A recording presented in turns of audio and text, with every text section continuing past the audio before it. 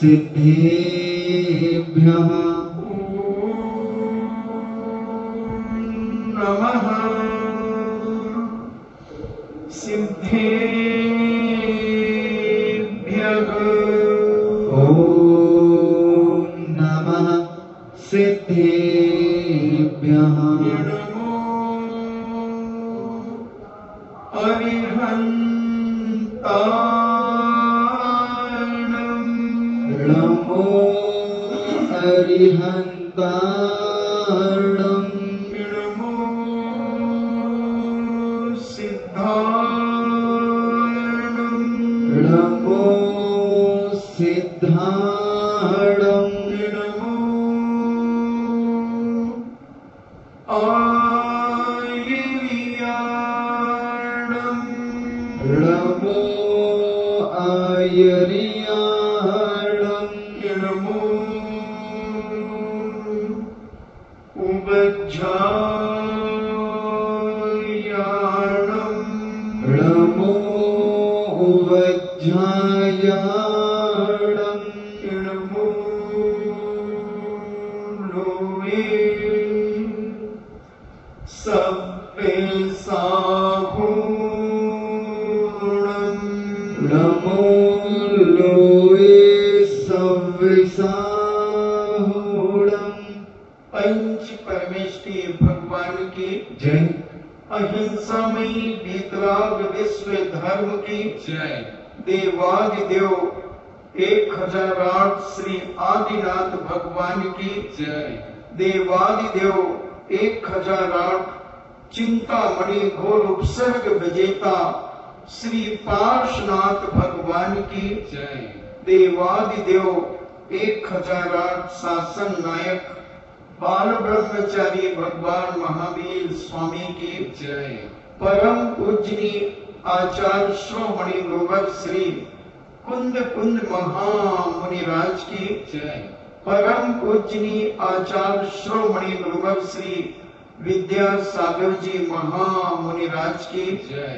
परम पूजनीय निर्यापक श्रवण मुनि श्री सुधा सागर जी महाराज की जय। परम पूजनीय 3,9 करोड़ महामुनिराजों की जय।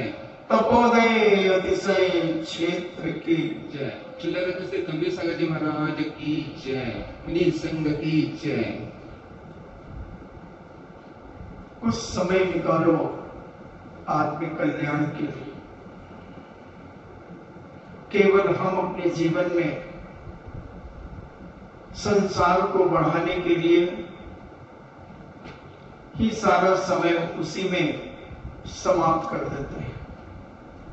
हमारे संत कहते हैं, भगवंत कहते हैं, माता जलवाणी कहती है, भगवान की दिव्य ध्वनि कीर्ति है तो कहती है कि ये तो अनादि काल से हमने रोटी कपड़ा और मकान की चिंताएं की हैं, परिवार की चिंता की है, रिश्तेदारों की चिंता की है, मोहल्ले पड़ोस की चिंता की है, मगर हमने अगर चिंता नहीं की तो अपने कल्याण की चिंता नहीं की, अपने जीवन के उपकार करने की चिंता नहीं की कि किन कारणों से हमारे जीवन का उपकार होगा।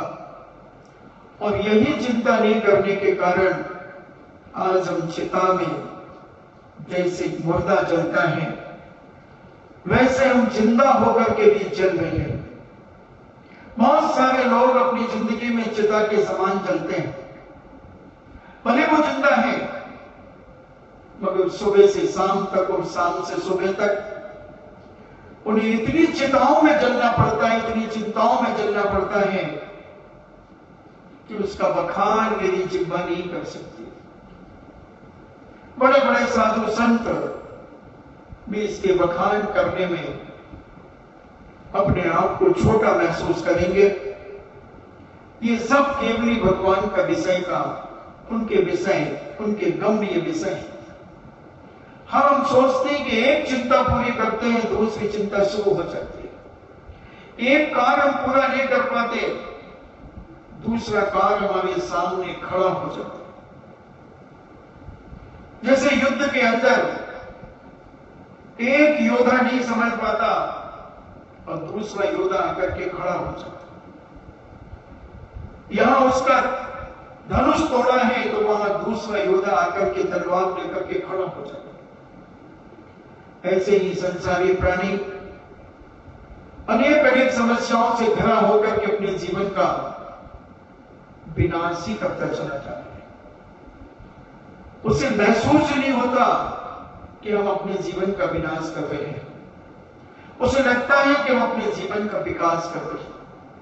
थोड़ी सी दुकान चल जाती है, थोड़ा सा धन बढ़ जाता है, थोड़ी रिश्तेदारी बढ़ जाती है, थोड़ा 4-6 लोगों से परिचय बढ़ जाता है, तो उसी में इतना मस्त हो जाता है और सोचता है कि हमारा बहुत प्रभाव है, हम बहुत धनवान हैं, हमारी बहुत इज्जत है, सोचता है।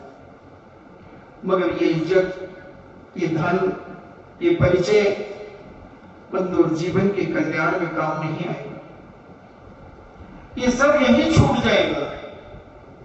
आज तक दुनिया में जितने लोग मरे हैं, मर रहे हैं, मरेंगे, हमने मरने वालों को देखा है, उनके साथ में क्या जाता है, क्या ले जाते हैं वो बेचारे अपने साथ में, कितना छोड़ते हैं, कितना छोड़ते हैं। इधर से उधर से चोरी करके सब कुछ करते हैं। चलो पहले के लोगों को मैं थोड़ा सा माफ करूं कि उनके 10-10, 5-5 बच्चे होते थे, परिवार बड़ा होता था, एक मां के एक क्रिकेट टीम खड़ी हो जाती थी, तो चलो मैं मानता हूं कि उन्हें चिंताएं होती थी कि भाई इतने बेटों की परवरिश कैसे होगी। थोड़ी देर के लिए उन्हें मैं माफ करता हूं।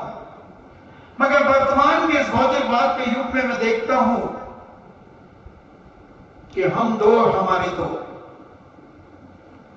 हम दो और हमारे दो, बहुत ज्यादा ले लो, हम दो हमारे 3, बहुत ज्यादा ले लो, हम दो हमारे 4। मगर आज से 25-30 साल के दौरान के पीरियड में ये 4 से सीमा ऊपर नहीं बढ़ी। मगर कमाने की तृष्णा, संसार बढ़ाने की तृष्णा, ये मेरा ये तेरा करने की बात पहले से लाखों गुनी बढ़ गई। पहले के लोग ये तेरा मेरा नहीं करते थे। इतना बड़ा परिवार होने के बावजूद भी तेरा मेरा समझते ही नहीं थे।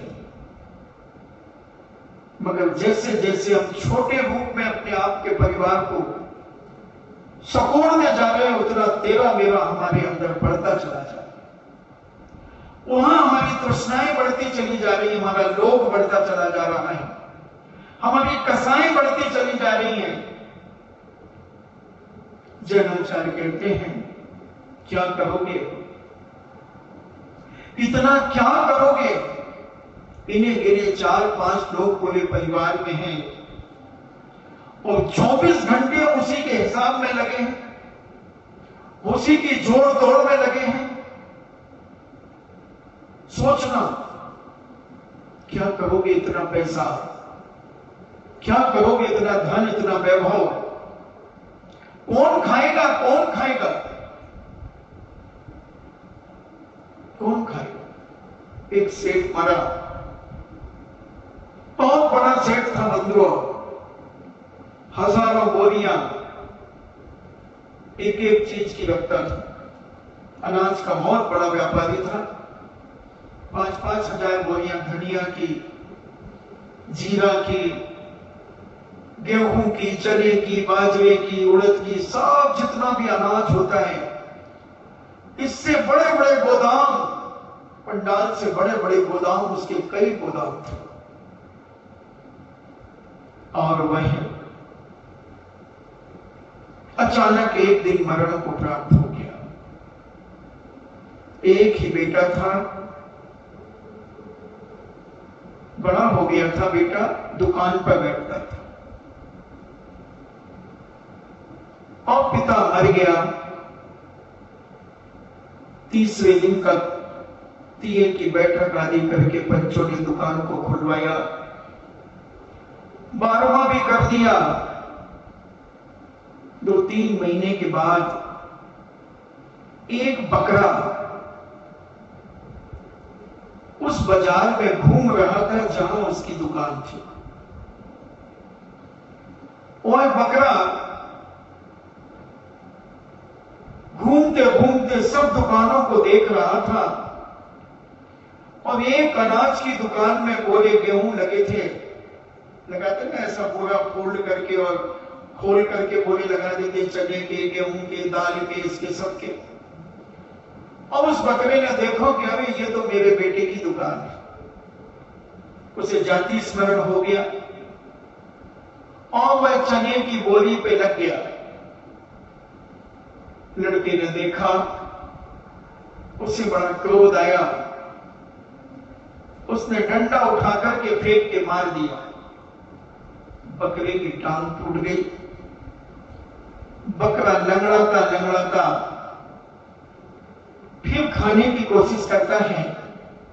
वो सोचता मेरे ही तो बेटे का माल है, मेरा ही तो माल है, मैं ही तो हजारों बोरियां छोड़ करके गया हूं,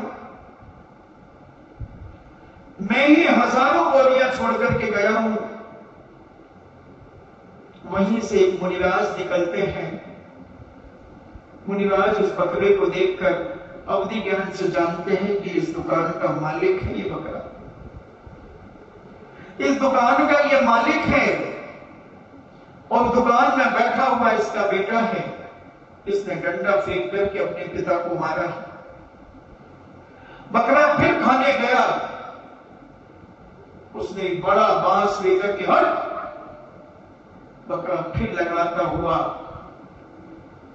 थोड़ा इधर उधर हुआ। इतने में एक कसाई आया,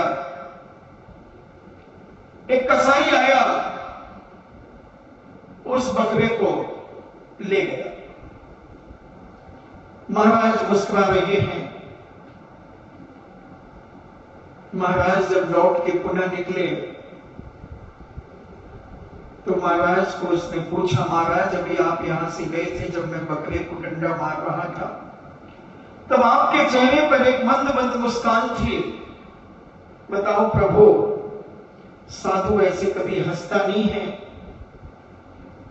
मुस्कुराता नहीं है। आप मुस्कुराए हो, जरूर कोई बात होगी। महाराज कहते हैं, हाँ बेटा, बात बहुत गहरी है, बहुत गहरी। तेरे पिता ने आकिंचन को नहीं समझ पाए और तू भी आकिंचन को नहीं समझ पाया बेटा। महाराज क्या कहना चाहते हैं आप? बेटा, जिसको तुमने डंडा मारा है वो तुम्हारे पिताजी थे और उन्होंने सोचा कि मेरा ही कमाया हुआ सब कुछ है, हजारों लाखों बोरियां मेरी गोदामों में भरी हैं और ये मेरा ही लड़का है, ये मुझे क्या मना करेगा। और वो अपने ढूंढते ढूंढते उस दुकान को आए थे और वो बेचारे चना खाने लगे थे। तुमने इतनी जोर से डंडा मारा कि उसके पैर फूट गया। फिर उसने कहा कोई बात नहीं है, पहचान नहीं पाया, और फिर खाने लगा तो तुमने बड़े डंडे से उसे पुनः हटा दिया। इसलिए मेरे चेहरे पर एक मुस्कान आ गई कि संसार कितना विचित्र है, मगर ये संसारी प्राणी इस विचित्रता के चित्र को नहीं समझ पा रहा।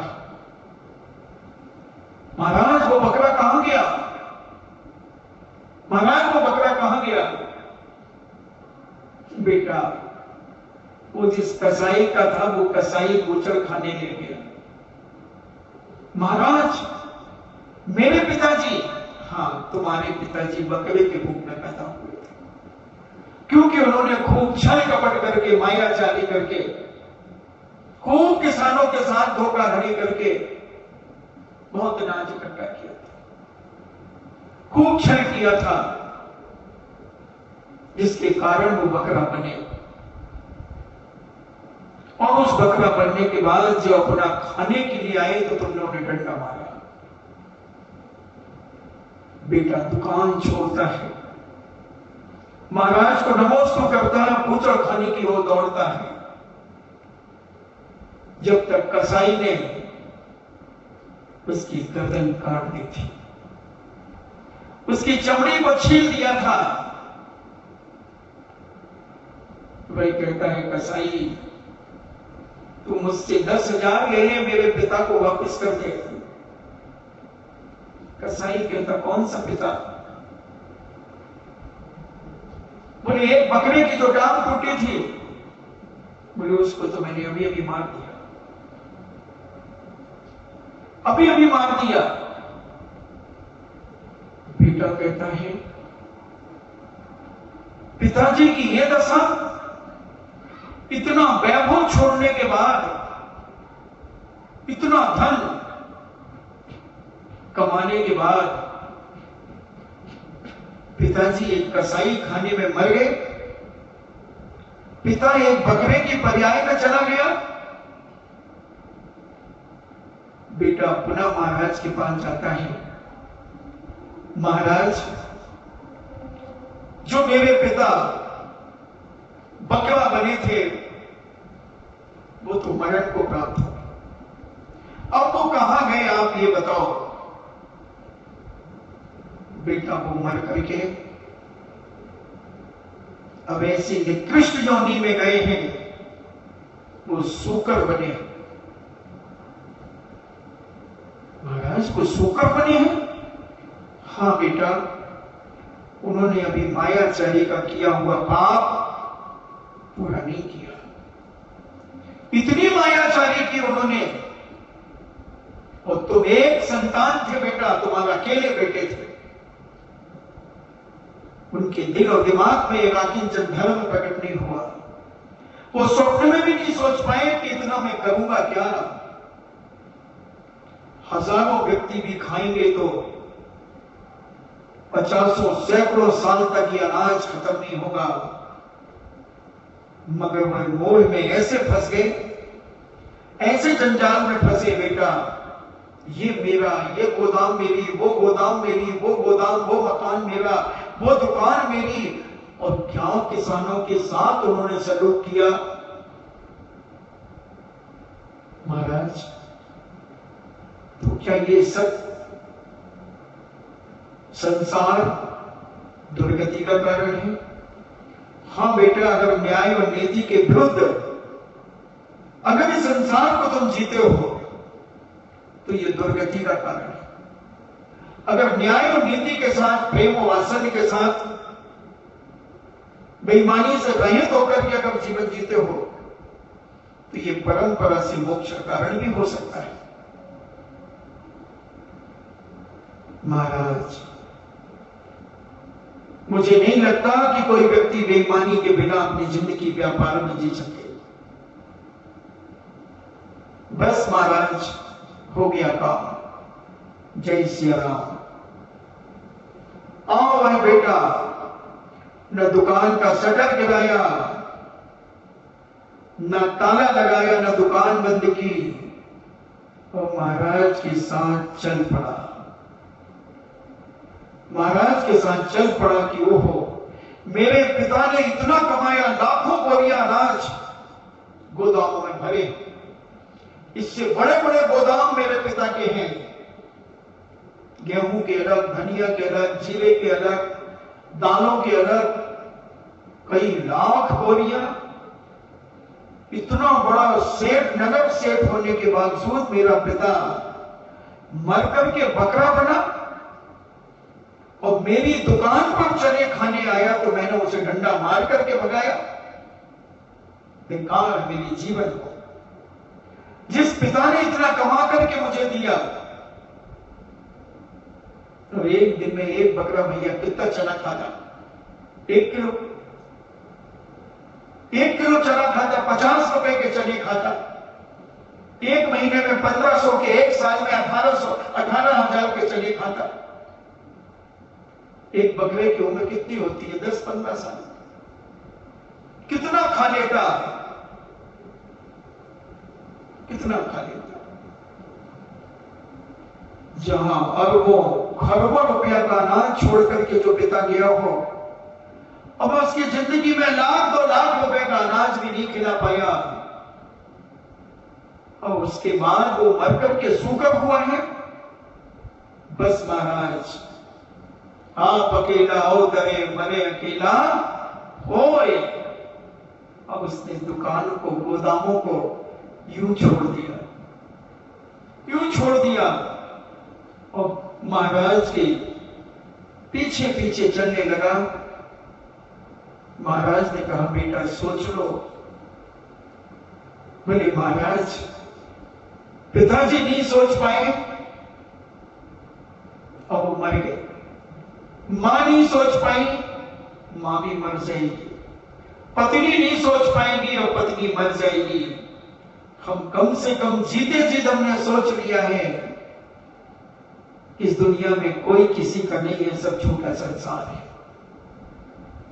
तो बेटा पत्नी को तो कह करके आ जाओ। बोली, महाराज कौन सी पत्नी? इतने में बहुत सारी महिलाएं उसकी दुकान की तरफ आई और बोले, भैया तुम्हारी पत्नी ने आर्य का दीक्षा ले ली है। क्या? आर्य का दीक्षा ले ली? हाँ, क्योंकि उन्होंने जब पता चला कि मेरे ससुर जी का पैर तुमने तोड़ा है, वो चने खाने के लिए आए थे और तुमने डंडा मार कर उनका पैर तोड़ा, तो उसको बैराग हो गया कि मेरे ससुर बकरा बने। इतने बड़े अमीर थे, इतने बड़े अमीर थे, नगर सेठ थे, और बकरा बने और कसाई ने उन्हें मार दिया। अच्छा, उसे मुझसे पहले बैराग हो गया। बोले, हाँ, और तेरी मां जो थी वो भी आदि का बन गया, तो मैं अकेला बुद्धू रह गया। हाँ, करोड़ों का सोना, करोड़ों की चांदी, हीरे मोती जवाहरात यूं छोड़ करके चले गए, ताला ही नहीं लगाया, कुछ नहीं किया, बस पंचों को चाबी सौंप दी। ये मकान, ये दुकान सब पंचों की, ये गोदाम सब पंचों की। अभी मैं किसकी सोच रहा था? चलो महाराज, मेरा भी कल्याण करो, इस आकिंचन धर्म को मुझे भी समझाओ, इस आकिंचन को मुझे भी समझाओ। महाराज ने कहा कि बेटा आकिंचन धर्म बहुत सरल है, बहुत सरल, इतना सरल है जैसे वक्र रेखा खींचना सरल होता है। अगर जिसकी आत्मा में ये धर्म समझ में आ जाता है, जिसके जीवन में यह धर्म आत्मा की पर्याय बन जाता है, उसके लिए ये जैन दर्शन बहुत सरल हो जाता है, बहुत सरल हो जाता है। महाराज, जब मेरी पत्नी ने समझ लिया, मेरी मां ने समझ लिया, जो पढ़ी लिखी ज्यादा नहीं थी, मैं तो पढ़ा लिखा हूं महाराज, मैं बहुत जल्दी समझ गया हूं। अब जल्दी से जल्दी ये सारा आडंबर मेरे पास से हटा दो। बेटा, ऊपर से हटाने से कुछ नहीं होगा, क्या तुम अंदर से हटा पाओगे? क्या अंदर से वो अपनी गोदामें छोड़ पाओगे? क्या अंदर से वो जीरे धनिया नमक की गोदामें छोड़ पाओगे? हाँ महाराज, मैं आपके सामने ही तो छोड़ करके आया हूं। बेटा, ये बाहर का परिग्रह छोड़ना बहुत सरल होता है, बहुत सरल होता है। ये कुर्ता उतार करके फेंक देना, ये पैजामा उतार करके फेंक देना, ये अंडरवियर उतार के फेंक देना, मगर अंदर बैठा हुआ मूर्छा, अंदर बैठी हुई मूर्छा, अंदर बैठा हुआ मेरा तेरा, वो अगर निकल जाए बेटा, तो तू आकिंचन हो सकता है। महाराज, मैं तो दुकान ही छोड़ के आ गया, मैं तो सब कुछ छोड़ के आ गया। महाराज, हाँ बेटा, थोड़ा आज बात को और अपने मन से पूछ लो, क्योंकि जिस कदम को आगे बढ़ाओ वो कदम पीछे ना जाए। जैसे भी पूज्य मुनि श्री कह रहे थे कि आगे ना बढ़ सको तो कम से कम उसी जगह तो स्थिर रहो, पीछे तो ना आओ। कहीं तुम मुनि तो बन गए और अंदर से मुनि बने रहे तो, लोगों को सुनाते रहे तो, राम रंग में लिप्त रहे तो, मेरे पास इतना गोदाम था, इतना दुकान थी, इतनी गोदाम थी, इतना ये था वो था, दिन भर इसी में सुनाते रहे, तो फिर तुमने ऊपर से त्यागा है, अंदर से तो अभी भी पकड़ करके रखे हो मेरा मेरा मेरा। अगर ये मेरा मेरा चलता रहा तो कहीं तेरा भी होगा। जब मेरा है तो कहीं तेरा होगा, और जहां तेरा और मेरा है वही तेरा का चक्कर तेरी जिंदगी को पुनः तेरे पिता के पास ले जाएगा। तो आकिंचन नहीं हो पाएगा। तेरी मां तो आकिंचन होने को तैयार हो गई, तेरी पत्नी आकिंचन होने को तैयार हो गई, मगर मुझे लगता है कि तू आकिंचन नहीं हो पाएगा। महाराज मैंने सब त्याग कर दिया है महाराज। हाँ,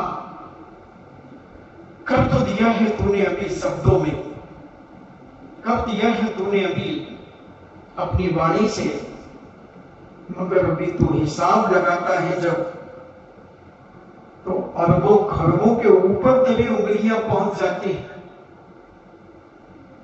और तू कभी जब लोगों को बैठ करके बातें करता है तो तू यही तो बता रहा है सबको कि वो मकान मेरा, वो गोदाम मेरी, वो गेहूं की फैक्ट्री मेरी। तूने केवल एड्रेस बदला है, ड्रेस बदली है, केवल एड्रेस बदला है, मगर अंदर का विचार नहीं बदला। विचार नहीं बदला बेटा। तुम केवल एक साधारण वेश में आए हो, तुम कपड़े उतारने के लिए तैयार हो, मगर तुम्हें अपनी वो छोटी हुई दुकान दिख रही है, तो उसका क्या हो रहा होगा? कितनी गाय भैंस उसमें घुस गए होंगे, कितने असामाजिक तत्वों ने बोरियां उठा ली होंगी। अगर उठाने दो ना, तुम्हें क्या फर्क पड़ रहा है बेटा? जाने दो ना, तुम जब जिस चीज को छोड़ करके आ गए उसे याद क्यों कर रहे हो? तो याद भी नहीं करो कि कौन क्या कर रहा होगा। नहीं, तुम याद का उल्टा करो बेटा, दया। याद का उल्टा करो दया, कि जो पिता ने, जिसने मुझे जन्म दिया था, वो अपना कल्याण नहीं कर पाया इतना बड़ा अमीर होकर के भी। वो संसार में डुल गया, बकरा बनने के बाद सुअर बन गया, सुअर बन गया। उस पिता के ऊपर दया करो, उस जीव आत्मा के ऊपर दया करो कि संसारी जीव आत्मा अपने जीवन का कैसा जान जान करके विनाश करता है। और प्रतिदिन तेरा पिता स्वाध्याय में बैठता था, प्रतिदिन तेरा पिता अभिषेक पूजन करता था, प्रतिदिन, मगर कभी उसने किसी को 2 रोटियां नहीं दी, कभी 2 रोटियां नहीं दी, कभी दान नहीं दिया। अपनी जिंदगी में केवल जोड़ता ही जोड़ता गया, जोड़ता ही जोड़ता गया। इतना जोड़ा कि बड़ी बड़ी गोदामें बनवा ली, ऐसे पंडाल जैसे कई गोदामें, जहां 50-50 ट्रक माल आ जाए, ऐसी बड़ी बड़ी गोदामें 100-100 ट्रक आ जाए, ऐसी गोदामें जोड़ी और आखिर के सब छोड़ी। इसलिए बेटा, हम चाहते हैं कि तुम अपने जीवन में अंदर से भी त्याग करो, अंदर से भी त्याग करो। केवल बाहर से त्याग करने से कुछ नहीं होता। जैसे बहुत सारे बच्चे ऊपर से नियम ले लेते हैं कि हम जिद्दी नहीं करेंगे, हम शैतानी नहीं करेंगे, और वही शैतानी वही जिद्दी उनके जीवन में बनी रहती है। वो अंदर से भीतर से उसका त्याग नहीं करते अपने जिद्दीपने का, भीतर से त्याग नहीं करते अपने रोने का, भीतर से त्याग नहीं करते अपनी हरकतों का। इसलिए वो हरकत करते चले जाते हैं और ऐसी ऐसी हरकत करते हैं कि आखिर उन्हें ही दुखी होना पड़ता है, उन्हें ही परेशान होना पड़ता है। ऐसे ही कुछ लोग ऊपर से तो त्याग कर देते हैं, ऊपर से घर त्याग कर देते हैं, मकान त्याग कर देते हैं, मगर उनकी चर्चा मेरे पिताजी ऐसे थे, मेरे पिताजी आ रहे हैं, थोड़ा उनको देख लेना, उनकी व्यवस्था बना लेना, परसों आ रहे हैं वो शायद। तो तुमने अभी वो पिता को छोड़ा कहां है? अभी वो घर छोड़ा कहां है? अभी वो नगर छोड़ा कहां है? केवल कपड़े छोड़े हैं, भीतर तो पूरा कुटुंब बना करके रखे हो, भीतर तो पूरा परिवार बसा करके रखे हो। किसी ने पूछा महाराज कौन है? ये मेरे पिताजी। अच्छा महाराज जी, आपके पिताजी? जय चिरेन साहब, जय चिरेन। भोजन हो गया साहब आपका? हाँ कर लेंगे कहीं पर। नहीं साहब आप हमारे यहाँ पधारे, हमारे यहाँ पधारे, चले चले चले जाओ, चले जाओ। महाराज कह रहे चले जाओ। भेज रहे महाराज, किसको भेज रहे हो? और 10 आदमी बैठे थे, उनको क्यों नहीं भेजा? अगर सबको भेजते तो मैं मानता कि तुम्हें पिता के प्रति मोह नहीं है। उनको ये क्यों भेजा? इनको ले जाना भोजन के लिए, इनको तो कह सकता हूं मैं, इनको तो ले जाओ भोजन के लिए, क्योंकि ये त्यागी व्रती है। मगर वो तो ना त्यागी है ना व्रती है, वो तो रागी है, दागी है, बागी है। उसके बाद भी हम कह रहे हैं इनको ले जाओ, तो बोलो हमने अभी क्या त्याग किया है? केवल ऊपर से कपड़े उतार दिए हैं, अंदर तो बैठा है पूरा परिवार, पूरा कुटुंब, पूरे रिश्तेदार सब बैठे हैं।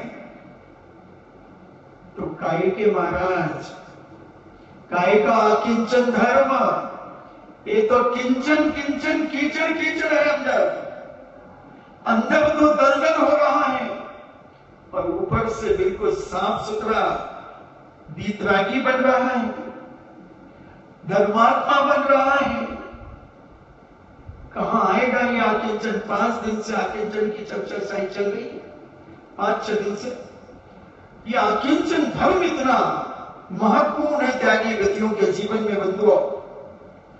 जहां मेरा शब्द निकल गया वहीं आकिंचन धर्म से तुम गिर गए, गिर गए। मेरे कमरे से ये लिया ना, तुम्हारे पिताजी ने बनवाया था कमरा। कौन सा कमरा आ गया तुम्हारा? कौन सा कमरा आ गया?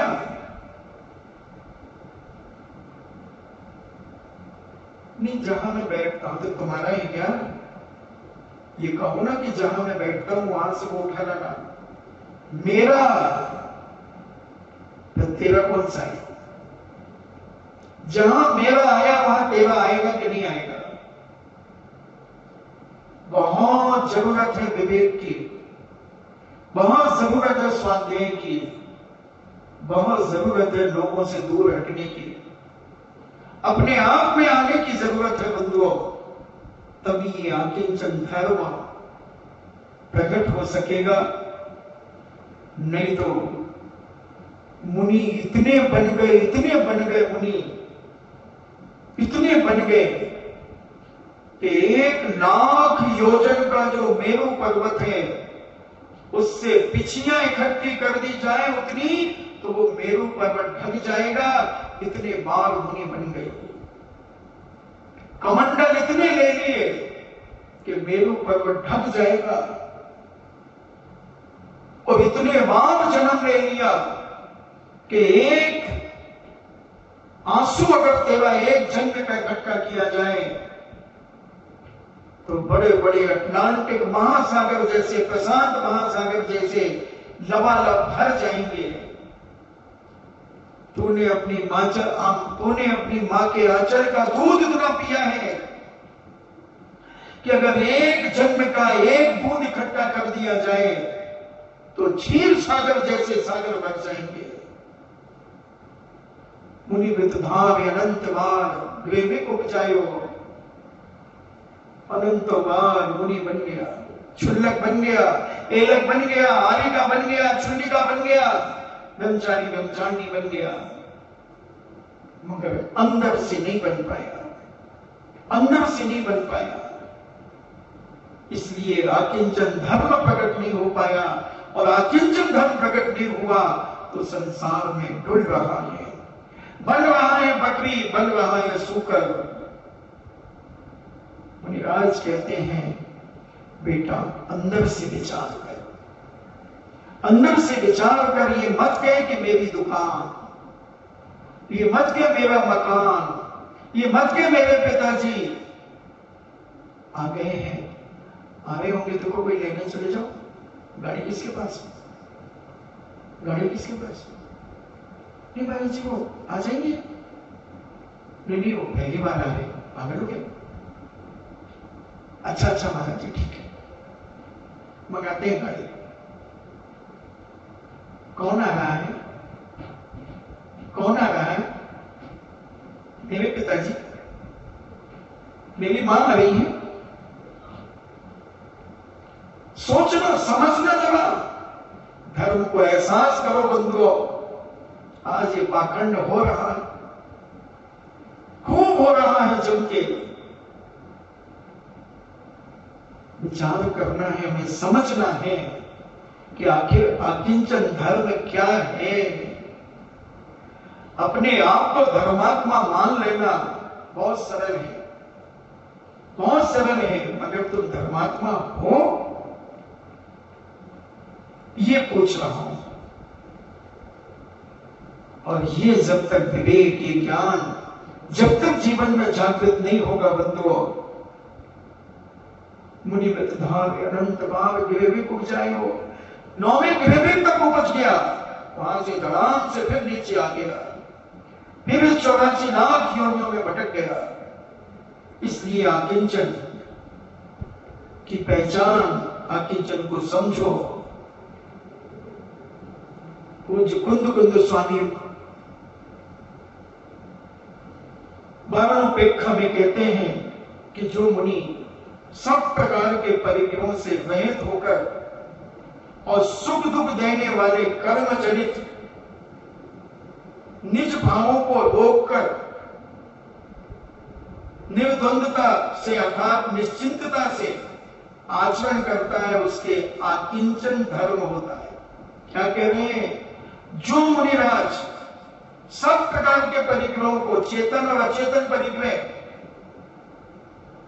चेतन और अचेतन परिग्रह, इनसे रहित होकर सुख दुख देने वाले कर्म जनित निज भावों को रोककर सुख और दुख इन कर्मों के उदय को रोक करके अंदर की निर्द्वंदता, अंदर जो द्वंद्व चलता है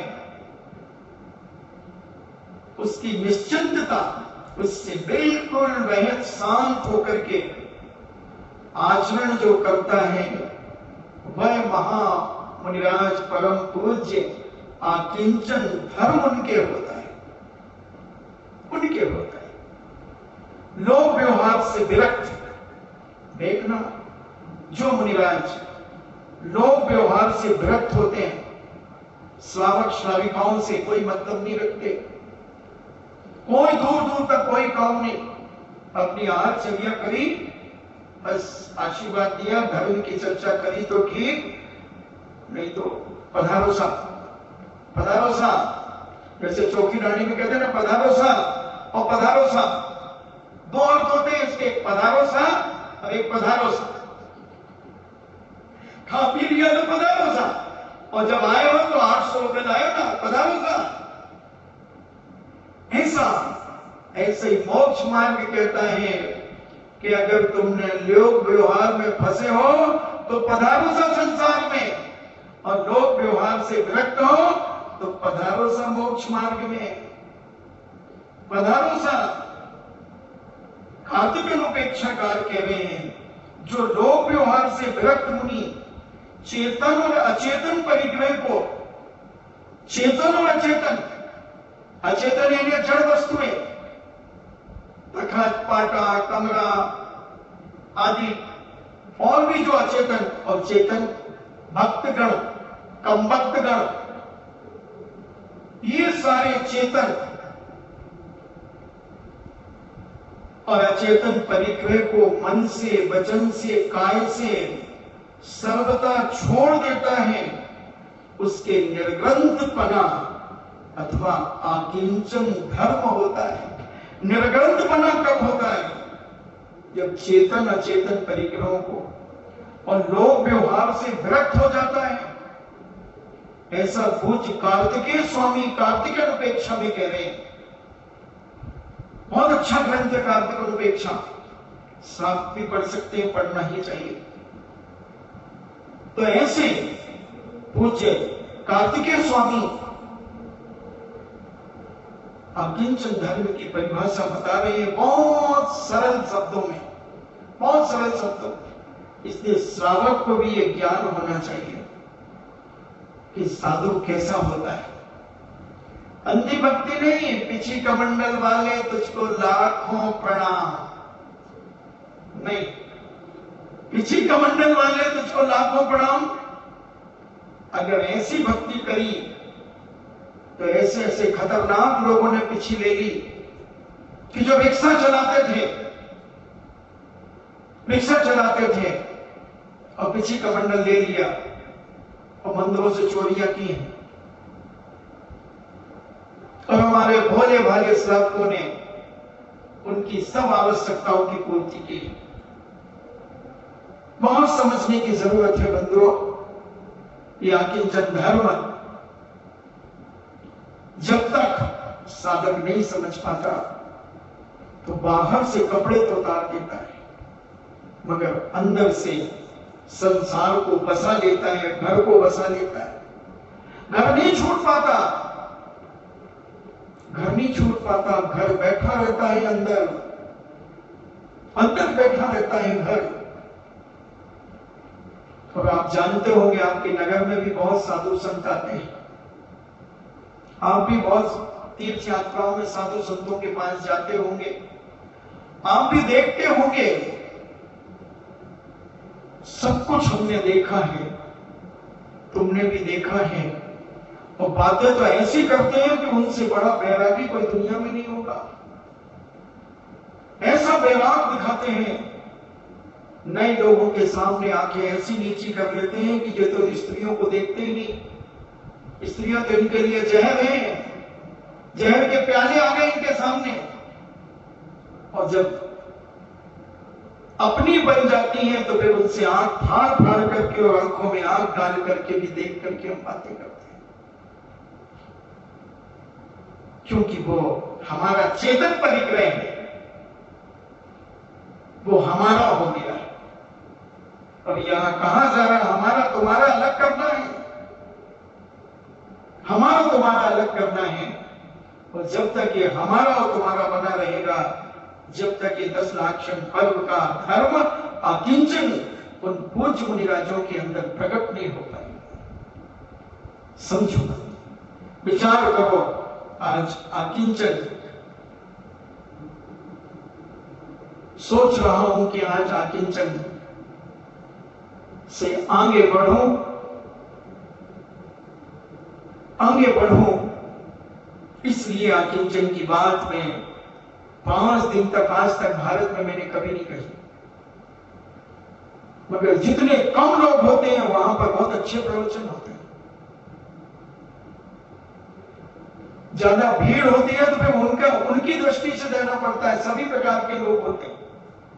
और जब कम लोग होते हैं तो तत्व की और अर्थ की बात, गहराई की बात उन्हें बताई जाती है कि इस गहराई में तुम उतरो और समझो अपने जीवन में कि हम क्या कर रहे हैं, क्या कर रहे हैं, इसको जानो, इसको समझने का प्रयास करो।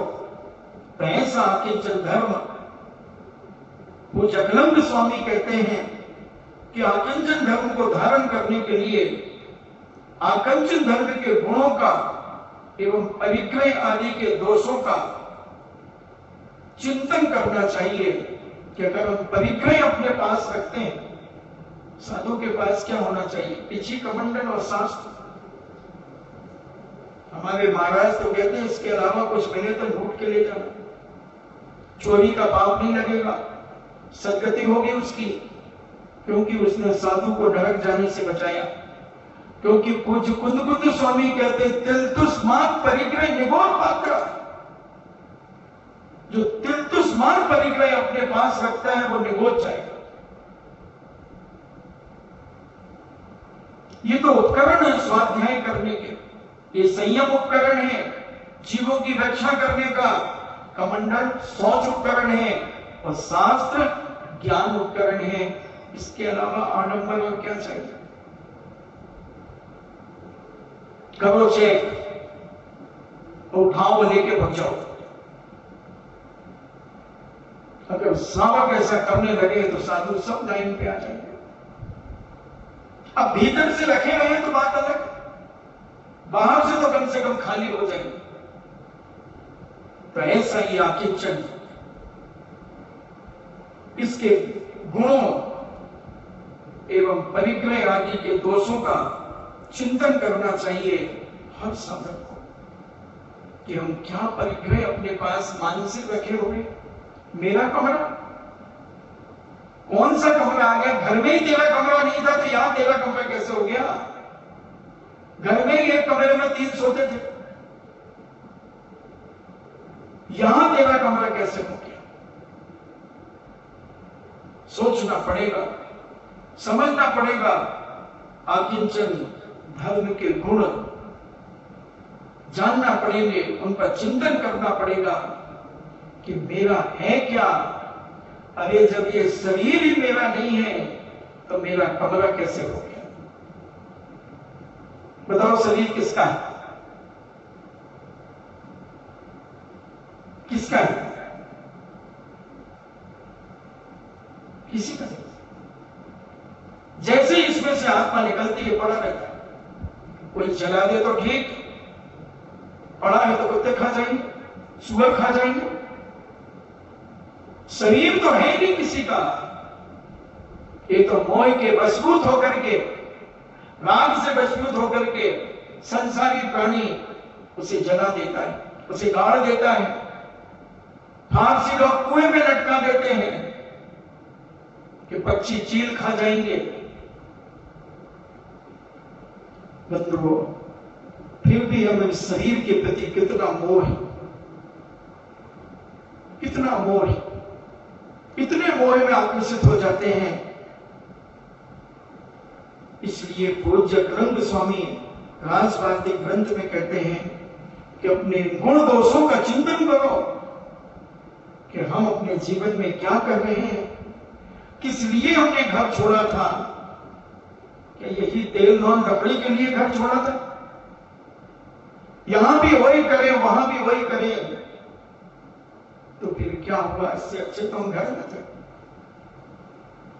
ऐसा विचार करना चाहिए, चिंतन करना चाहिए परिग्रह आदि पर। जैसे जैसे शरीर आदि से निर्ममत्व बढ़ता है, वैसे वैसे सज्जनों के पापों का निरोध होता है।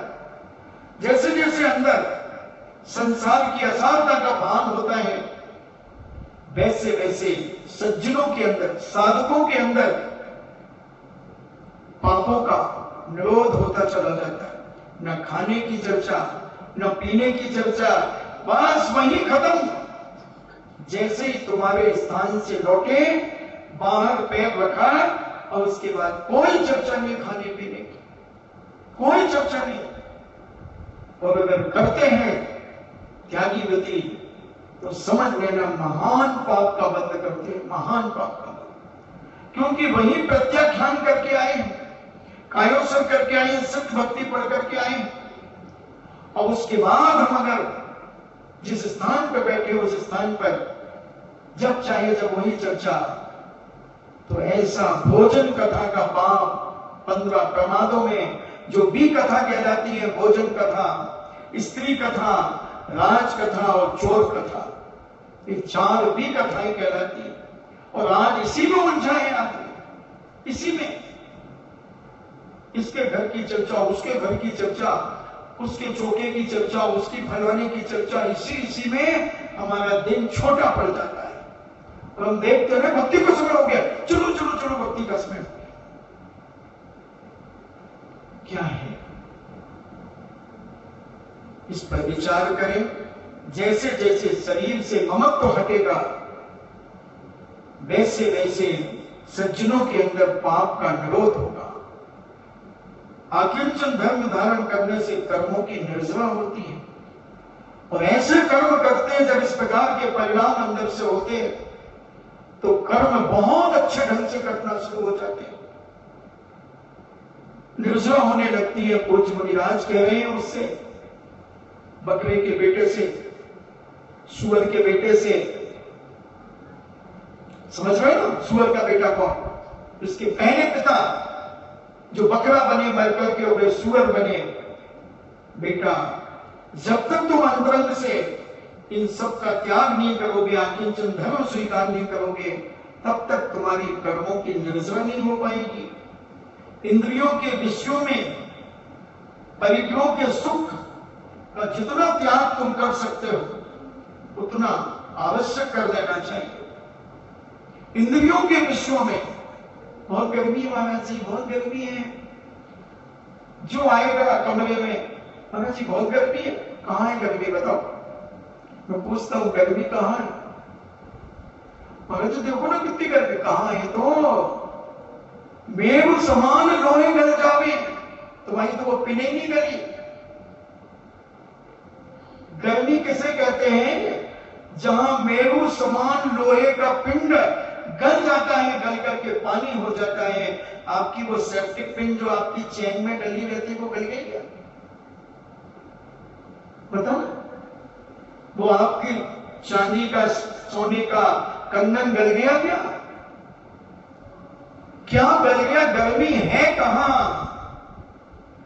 गर्मी तुमने मान ली है, इसलिए तुम्हें गर्मी लगती है। और अगर तुम कहो कि गर्मी नहीं है,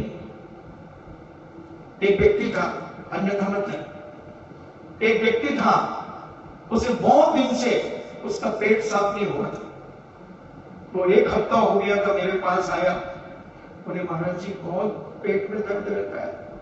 मैंने क्या बात करते? बोले हाँ। क्यों, आप साफ नहीं हुआ पेट? बोले नहीं महाराज जी 1 हफ्ता हो गया। मैंने कहा अब तो देख, यहां से उठ और कहना, अरे बाप रे बहुत जोर से मुझे लेटने जाना, बहुत जोर से, अरे बाप रे बहुत जोर से, बहुत जोर से, बहुत जोर से, हटो हटो हटो, बहुत जोर से, बहुत जोर से। और तू ऐसे करते रहना। उसने 1 घंटा किया और सीधा सेप्टिक टैंक में फटा करके फूट गया।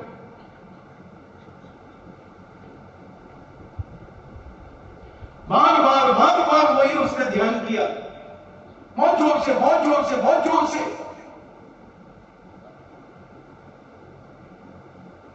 होता है। अभी जैसे बिटिया बता रही थी, 2 बातें सुनाऊंगा इसी से संबंधित। पवन ने सुनाया मुझे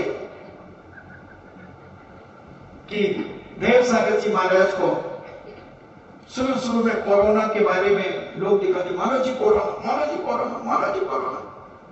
4-5 दिन के बाद अरे हटो यार, कोरोना दिख रहा है, कोरोना दिख रहा है। एक बिटिया ने कहा कि महाराज जी मुझे भी ऐसे कोरोना की बात सुनी तो मुझे ऐसा लगता रात को सोते समय मुझे तो नहीं हो जाएगा कोरोना, मुझे तो नहीं हो जाएगा कोरोना।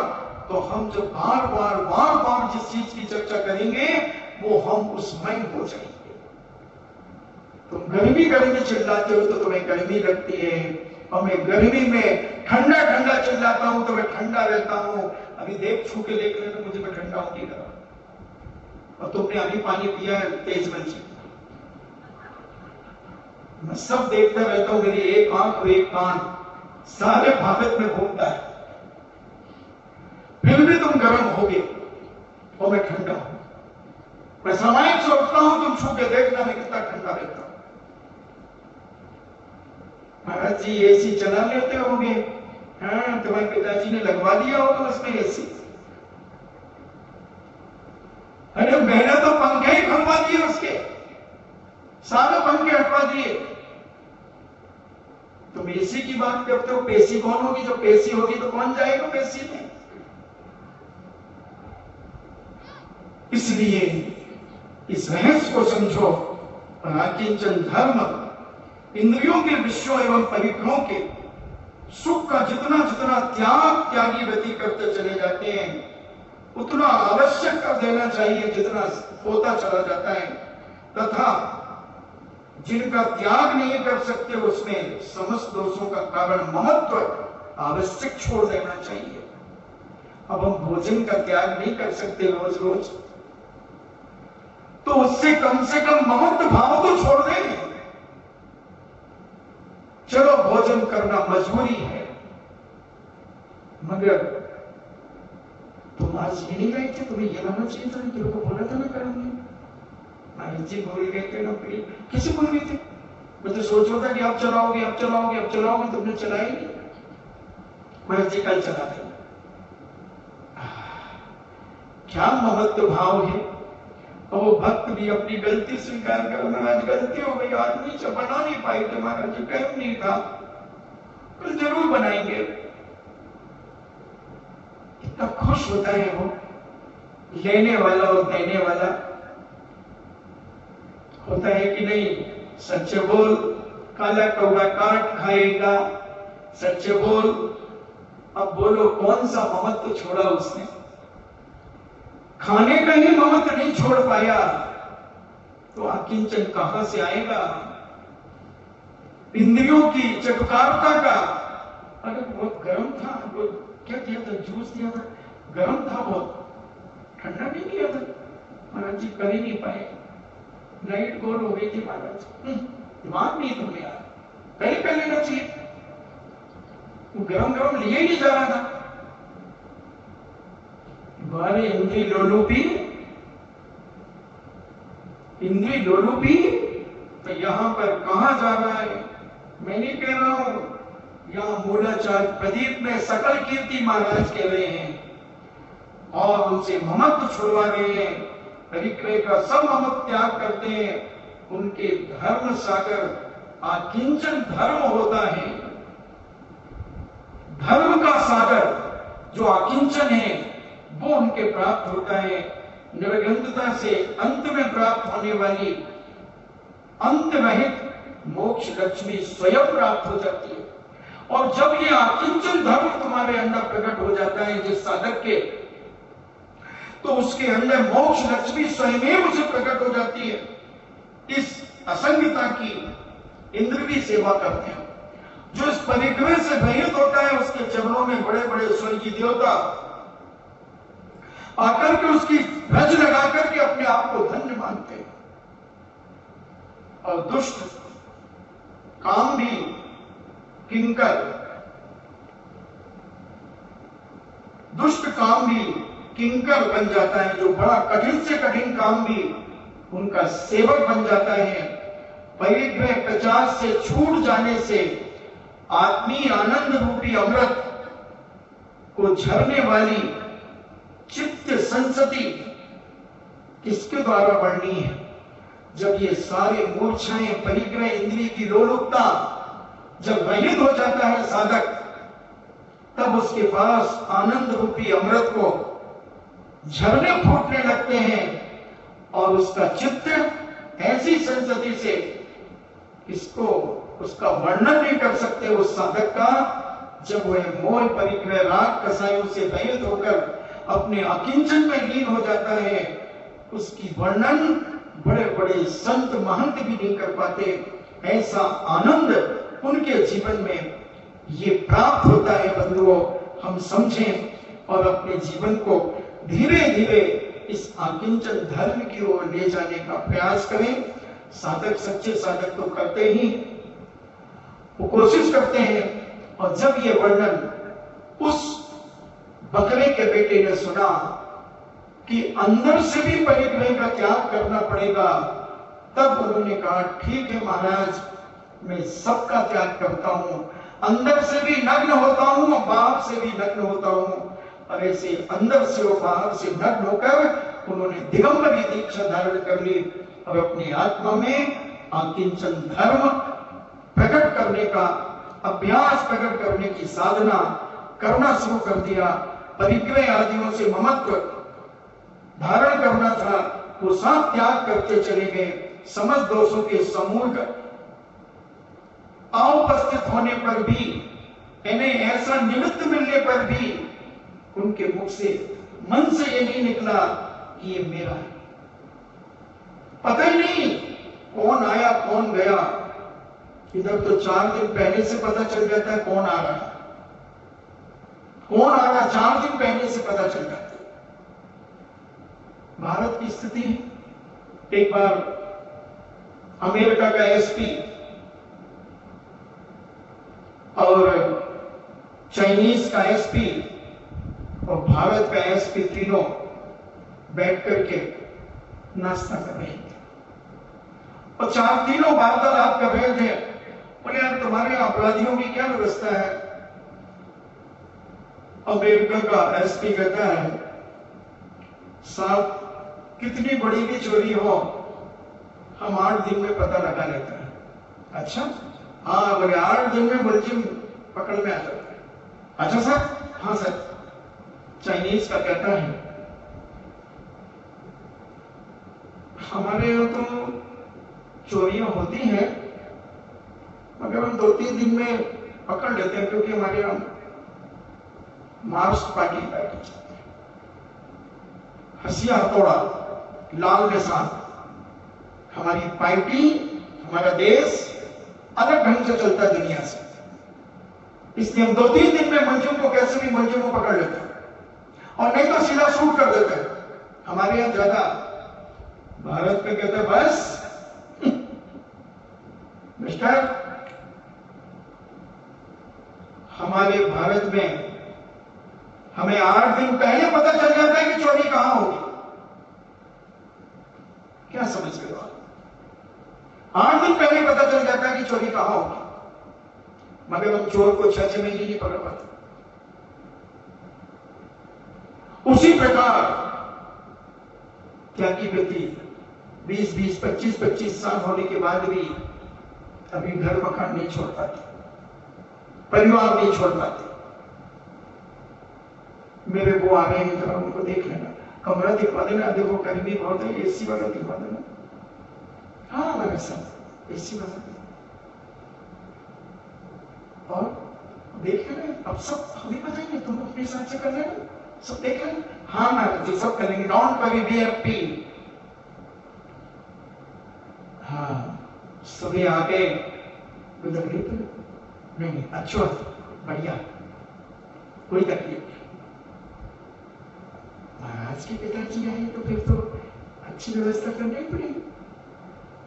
और साधक जो सच्चा होता है, पता ही नहीं चलता कौन आया कौन चला गया, कौन बैठा है, कुछ पता नहीं। उसे क्या मतलब? जैसे तुम ऐसे वो, ऐसे ये ऐसे वो। इसी का नाम आकिंचन धर्म में प्रवेश करना है बंधुओं, और आकिंचन को समझना है। नहीं तो कुछ नहीं, आकिंचन आकिंचन कहते रहेंगे और अंदर किचकिच बनी रहेगी, अंदर गुस्सा बना रहेगा, अंदर रोना बना रहेगा, अंदर कुछ भी नहीं होगा, आनंद तो आएगा नहीं, ऊपर से सब रह पाएगा। इसलिए हम अपने जीवन में समझें, तथा जिनका मन अपने अधीन नहीं है, ऐसे पुरुष दूसरों के द्वारा की हुई मान हानि तथा प्राण हानि अनेक क्लेशों को प्राप्त होते हैं। और जो इस आकिंचन धर्म को नहीं समझ पाते, उन्हें मान हानि अपनी सहना पड़ती है, उनका मान सम्मान दिन प्रतिदिन कम होता चला जाता। ऐसा पूज्य आचार्य कह रहे हैं, ऐसा आचार सार में कह रहे हैं पूज्य इंद्र नंदी महाराज कि जो इन आकिंचन को धर्म नहीं समझ पाता, केवल इंद्रियों की लोलुपता में पैगरे के मोह जाल में फंसा रहता है, उसका प्रभाव धीरे धीरे कम होता चला जाता है, उसका मान सम्मान कम होता चला जाता है। ऐसा लगभग 1000 साल पहले आचार सार ग्रंथराज जो इंद्र नंदी महाराज के द्वारा रचित है वो कह रहे हैं। इसलिए आकिंचन धर्म को समझो। 5-6 दिन में हमने तुम्हें आकिंचन धर्म गृहस्थी से लेकर के और मुनिराज तक समझाने का प्रयास किया और अपने आप को भी समझने का प्रयास किया कि हम कहां स्खलित हो रहे हैं, हम कहां स्लिप हो रहे हैं। हम अपने आप को भी झंकोर के जाते हैं, हम अपने आप को भी संभाल के जाते हैं। ऐसे है आकिंचन धर्म आप सबके जीवन में क्रम क्रम से आपके जीवन में उन्नति करें, आपके जीवन में पवित्रता लाए। इन्हीं मंगल भावना के साथ जिनवाणी स्तुति। वीरे हिमाचल अनेक से गुरु गौतम के मुख कुंड डरी है,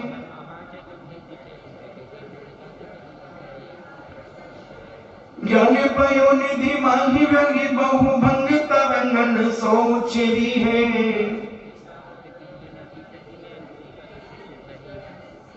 या जग मंदिर में अनिवार्य अज्ञाने अंधेरे छयो अति भारी,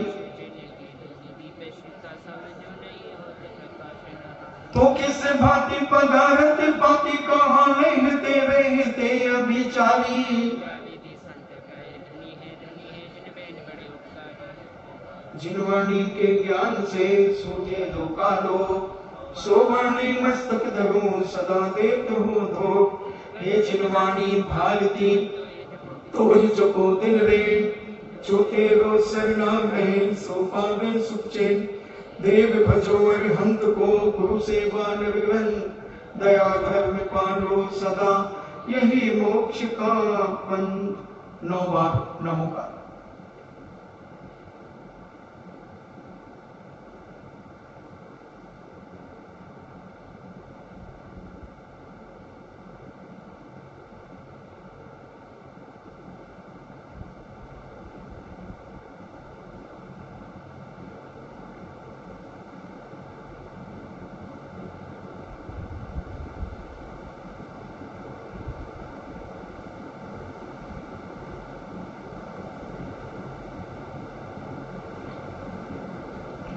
परम पूज्य द्वादशाम जिनवाणी माता की सुत देवता, सुत देवता, सुत देवता। जैनम जैतु शासनम, जैनम जैतु शासनम, जैनम जैतु शासनम।